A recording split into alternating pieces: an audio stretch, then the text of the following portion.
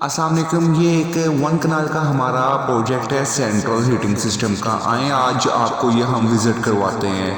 ये lobby area से हम अंदर एंटर हो गए। ये 200 मीटर का हमारा पाइप का रोल है। ये डाइनिंग का हमारा पॉइंट हो गया हीटिंग सिस्टम का। दीवार के साथ साथ ये हमारा पाइप बैक साइड पे बेडरूम्स में जा रहा है।